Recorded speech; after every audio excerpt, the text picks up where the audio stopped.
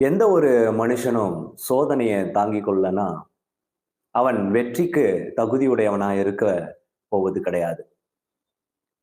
ஏன் இப்படி சொல்றேன்னா, ஒரு தங்கம் கூட அது நெருப்பினால சுட்டு புடமிடப்பட்ட பிறகுதான் அது தங்கத்திற்கான தகுதியை பெறுது. மிகப்பெரிய நெருப்பு, மிகப்பெரிய சூடு.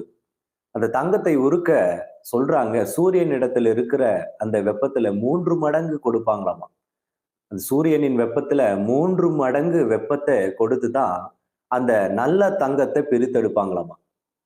அப்பதான் நம்ம அந்த தங்கத்துக்கு மதிப்பிட முடியும். அது போலதான் நம்முடைய வாழ்க்கையிலும். நம்முடைய வாழ்க்கை அப்படின்றது நிறைய சோதனைகளை தாண்டி போகுது. எல்லாருக்கும் வெற்றி தேவை இல்லையா? ஒரு வெற்றி அப்படின்றது வாழ்க்கையில எல்லாருக்கும் தேவை. வெற்றி இல்லைன்னா வாழ்க்கை சோர்ந்து போயிருது.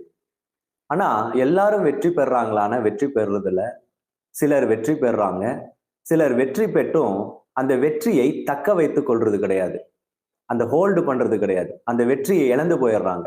காரணம் என்னன்னா, அவங்க சோதனைக்கு ரெடியா இல்ல, சோதிக்கப்படாதவர்களா இருக்காங்க.